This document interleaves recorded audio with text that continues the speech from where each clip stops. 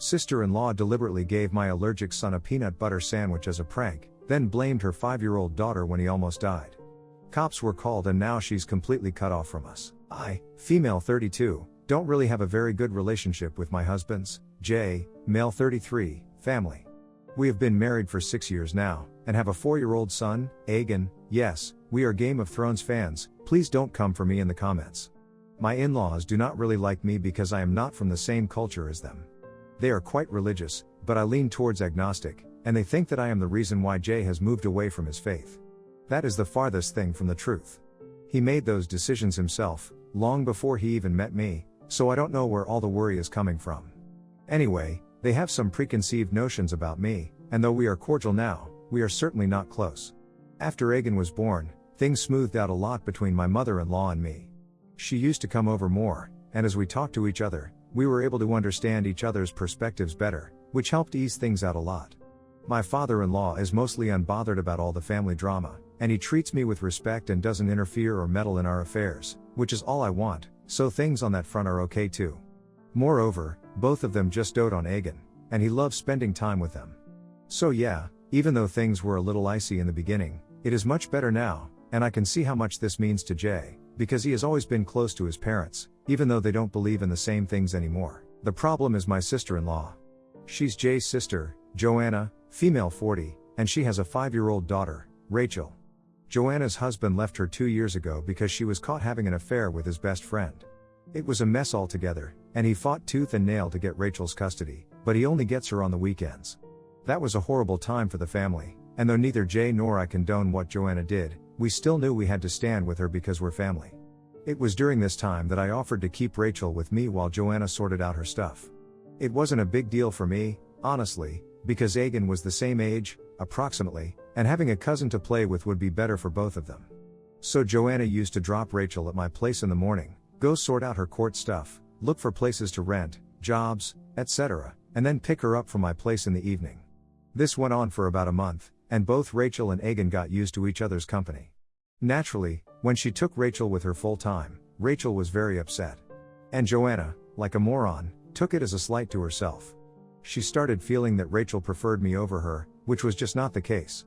She's a little kid, and she doesn't think that way. I told Joanna repeatedly that Rachel liked playing with Aegon, which is why she liked my place more than theirs, and if an arrangement could be made to have them play together, the problem would resolve itself. I knew Joanna was butthurt about this, and I don't really blame her. Her emotions were all over the place, even though she was the one that was cheating. Things got sour between us because she accused me of trying to steal her daughter, and that was when Jay had had enough.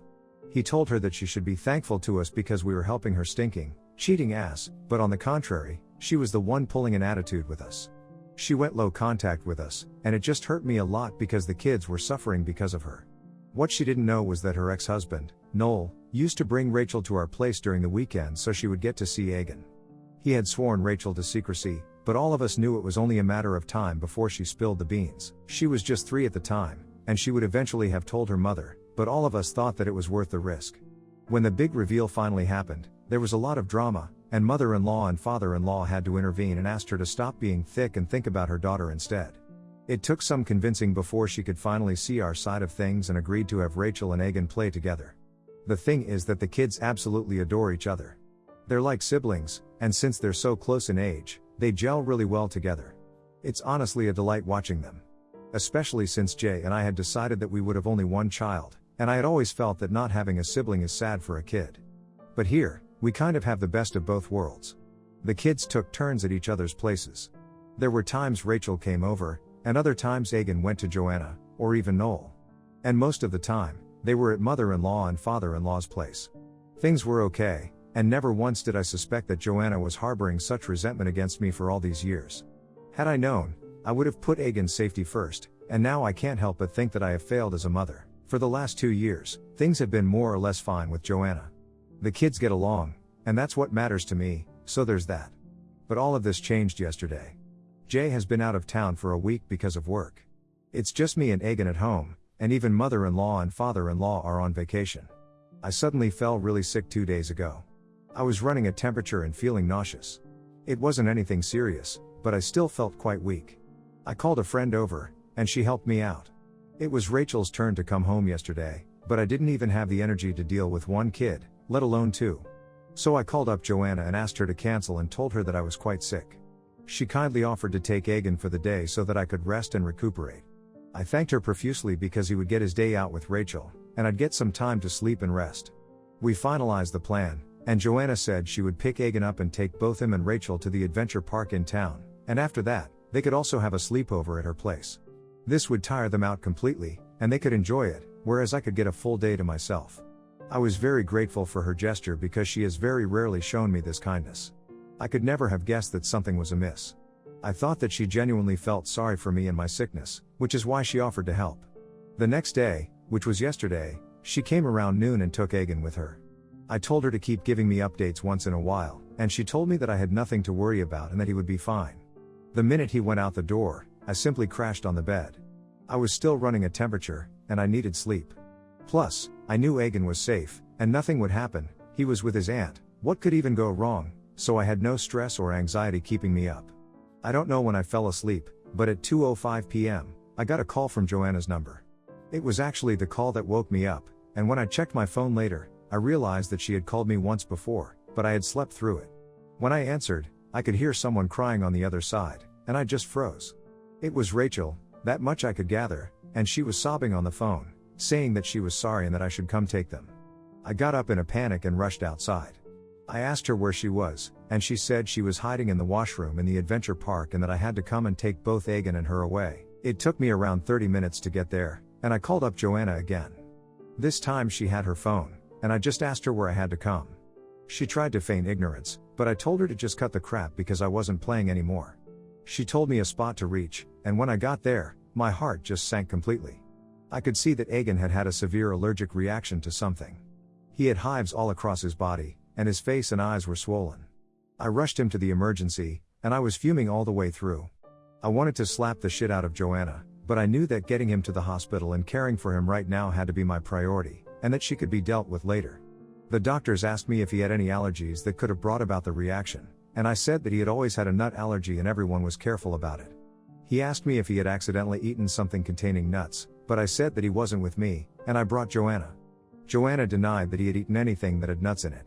The doctor looked at us weirdly and said that he would keep him under observation for a while, and that Egan had to be monitored. This was when Rachel burst into tears and said that Mommy gave him my peanut butter sandwich even when I told her that he couldn't eat it. I saw red.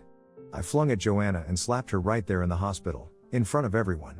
She tried lunging back at me, but the nurses restrained her, and the doctor rushed to check on Egan. Joanna tried to yank Rachel away, but Rachel was sobbing uncontrollably and was latched onto my leg as though her life depended on it. I felt so bad for the girl, and I knew if she went back with her mother right now, Joanna would rip her apart. I called up Noel and told him that Rachel was safe, but he needed to come to the hospital. I wanted the right parent to be there with Rachel. Joanna was protesting and trying to create a scene, but when the nurses told her that if she kept up her behavior, she would be escorted out, she shut up. Noel came, and Rachel ran to him and hugged him. He looked at both Joanna and me and realized that something major was up. It had been a couple of hours in the hospital by then, and Egan was fine.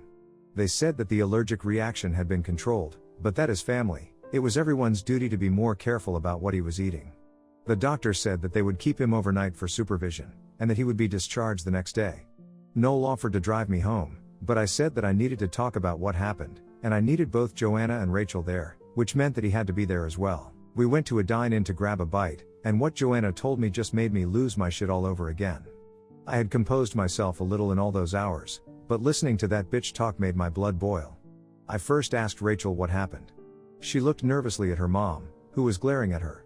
Noel stepped in and said that she needed to be honest about everything and not worried because he would protect her, and that she needed to do the right thing. She was still very nervous, and while Noel was coaxing her into telling us the truth, Joanna was trying to create a ruckus, saying things like we were bullying her daughter and that she would not stand for it. I told her to shut up and let the girl speak and that her intimidation tactics wouldn't work anymore. It took some time, but Rachel finally told us what happened. She said that Joanna had given them money to buy sandwiches from the sandwich stall. Rachel bought a peanut butter sandwich, whereas Egan bought a mixed fruit jam sandwich. While they were on their way back, Egan asked Rachel if he could have a bite, but she said no because he wasn't allowed to eat peanut butter. Everyone in the family knows about Egan's nut allergy, even him. So I'm surprised that he asked her for the sandwich, And I'm glad Rachel had the sense not to give it to him. She said he didn't make a fuss but looked a little down because he didn't get to eat the sandwich. When they got back to where Joanna was, why the hell wasn't she with 2 tiny kids in the first place is beyond me. Joanna asked Rachel why Egan was being mopey. Rachel said that he wanted a bite of her sandwich, and Joanna got mad at her. She said that she should be sharing things with her cousin and that she had been taught better, blah blah. Finally, Rachel said she had to cut in and remind Mom that Egan couldn't eat peanut butter, but apparently, Joanna was having none of it. Then both of them kind of got into a fight, and Rachel tried to resist Joanna's attempt to get her to give him the sandwich, but Joanna called her own daughter a greedy little bitch and snatched her sandwich from her. By this time, Rachel said that both Egan and she were crying, and she said that he would get sick like Andy told us if he ate that sandwich, but Joanna said that this was just a harmless prank and nothing would happen to him. She gave him the sandwich, but by that time, Egan too was in tears and said that he did not want the sandwich and wanted to go back home, but Joanna literally force-fed him the sandwich. Rachel didn't use these exact words, but I know what Joanna was up to. It took every ounce of my strength not to lunge at Joanna and strangle her then and there, but I didn't want to do all this in front of Rachel. The poor girl had had enough for the day. Once she was done, she was in tears again, hugged Noel, and said that she wanted to go with him because Mommy scares me. All this while, Joanna was scoffing as if trying to discredit what Rachel was saying. I asked her if she had anything to say in her defense, and she said that she had no need to defend herself from the likes of me. She said that if I chose to believe a 5-year-old over a grown-ass woman, I had to get myself checked because clearly, there wasn't a single logical brain cell left in me. I didn't fight with her or press for justifications because I was thoroughly exhausted, but I did tell her that if she refused to tell me her side of the story, if there even was one, I would take Rachel's version as the truth and proceed accordingly. She told me that I didn't have the power to do anything, and I just told her to watch out because she might be family, but Egan comes first for both me and Jay. And while I was being kind to her, she had no idea what Jay would do when I told him. That's where the panic set in. She told me not to involve Jay because Rachel was lying. She then started rambling something about what had happened, but I told her to cut the crap. I had given her a chance to explain, but she blew it. So now she could deal with Jay herself. I walked out and let Noel and her sort their shit out about Rachel together. I felt bad about leaving Rachel behind, but I didn't have it in me to deal with that night. I love the kid a lot, and I am so grateful to her for saving Egan's life by calling me, and I wish I could just take her away, but she has a father who needs to now step in. On my way back, I called Jay and told him everything. He was so stressed he said that he was going to come back. I told him that I had it under control and that they would discharge Egan the next day, but he was adamant. I didn't really stop him because I know he gets worried, and gun to my head, I could have actually used the support. I know Egan is all better now and we needn't worry about anything, but I know for sure that I am not letting Joanna get away. She has deliberately endangered my child, and she needs to pay for it. I don't know how she will, but I know that she will. I can never trust her with Egan again, and at this point, I am even worried for Rachel. She was so petrified of her mother, I can't even imagine what goes on behind closed doors. Update 1. Sorry for the delay in the update. I know a lot of you were asking for it. Honestly, things have been so busy and stressful at home that it never even crossed my mind to check Reddit. Jay came back the next day, and I hugged him so tight I think I displaced some of his organs, lol. Egan was discharged, and he seemed okay, just tired, so we let him sleep for as long as he wished. I asked Jay if he had spoken to Joanna at all, and he said that there was nothing to talk to her about and that he would never forgive her for doing something like this intentionally.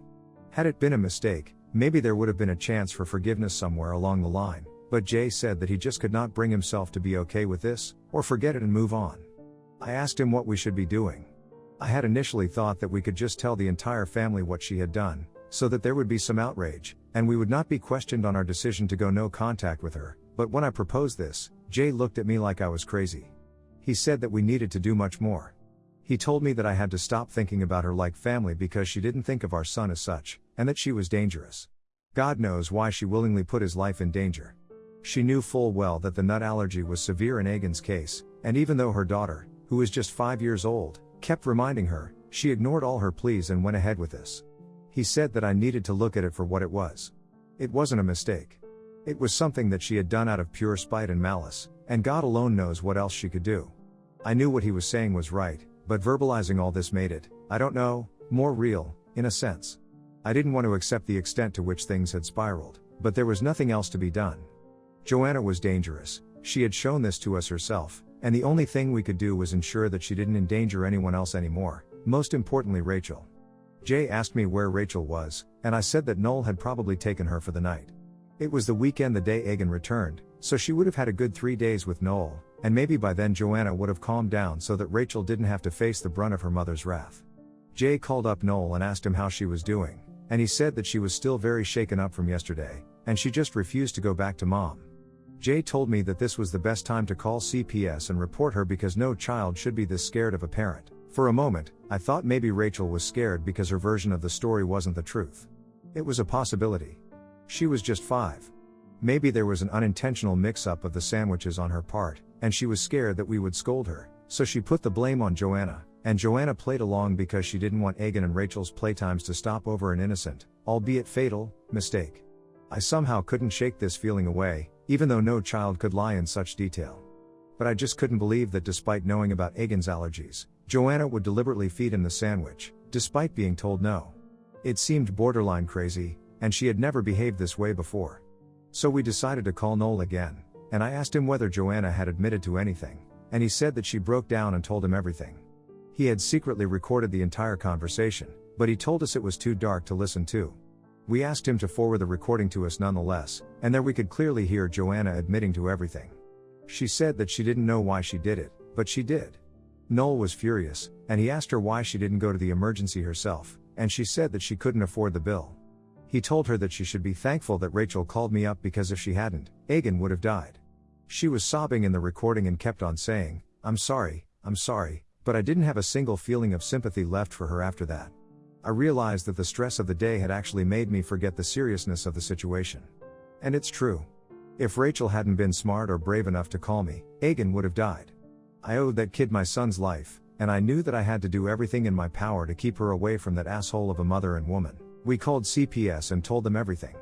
We told them that we were worried about Rachel's safety and that if she was capable of deliberately inducing an allergic reaction in a child, and then not responding accurately because of a purported lack of funds, we didn't know how safe her own kid would be with her.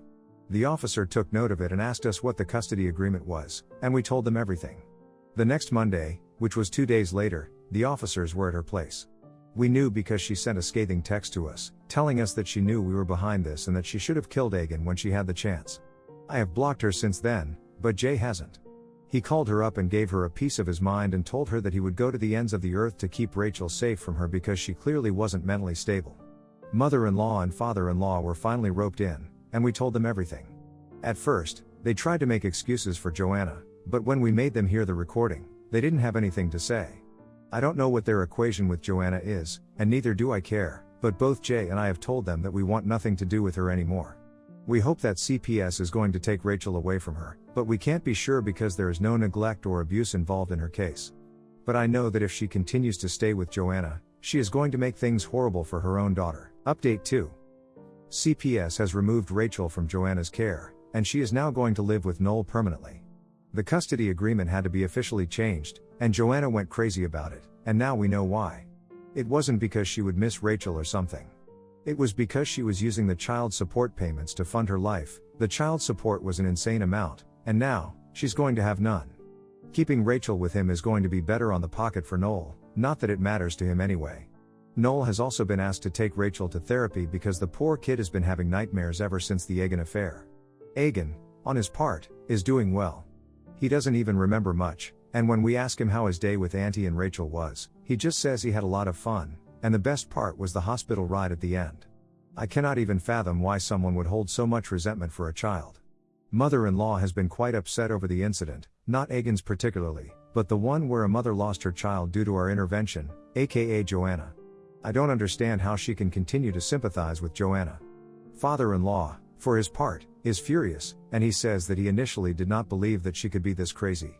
He has apologized to us for not believing us, and while it still annoys me, I know that he means well. No father would ever want to know or accept that one child of his was capable of intentionally fatally harming the other child's kid, so I understand his hesitation about it all. Rachel and Egan still meet up regularly. We didn't want Rachel to think that she did anything wrong or that she could have done anything more during the day the incident happened. She still blames herself, though, and it breaks my heart to see her like that. She even made sorry cards for Egan, Jay, and me. I think it has to be one of my most prized possessions. I try spending time with her as much as I can. Call me old-fashioned, But I feel that a child needs a maternal figure in his or her life, and Rachel has never had that. Even though Joanna is a mother, I don't think she has the capacity to be maternal. She has proven that with the way she was with Aegon. No person capable of pulling something like that off will ever have that innate compassionate instinct. I know a lot of you are going to come at me in the comments for saying this, but it is what it is. We are trying to normalize things for the kids as much as possible, even though nothing is normal anymore. Joanna has been trying to get in touch with Jay and me, mother-in-law told us, but she's blocked everywhere, so that's an unnecessary headache she has taken upon herself. She tries to subtly act as an intermediary, but every attempt of hers has been shot down, and both Jay and I are running on thin ice with her. She either gets it herself, or we go no contact with her pretty soon. I can't have her talking about that bitch and trying to get us to be a family again. Update 3. Joanna tried to take Rachel from school. The school already knew about the issues going on, so they were prompt in reaching out to Noel. Rachel is safe, and she just doesn't want to be with her mother at all. Noel is thinking of going for a restraining order, but he's not sure yet because, at the end of it all, Joanna is her mother, and nothing can change that. It's just a pile of hot mess right now, and I personally would prefer being away from this drama, but I do know that the drama started because I called CPS on her. I personally think that she is not a good parent by far, but I mean, now things are getting serious and criminal, which is unsafe for everyone. Who knows what she'll do next? They're trying to resolve this, and if it doesn't get resolved, a restraining order is the only option available. I hope it doesn't come to that, but if it does, I don't think there's anyone to blame except Joanna herself.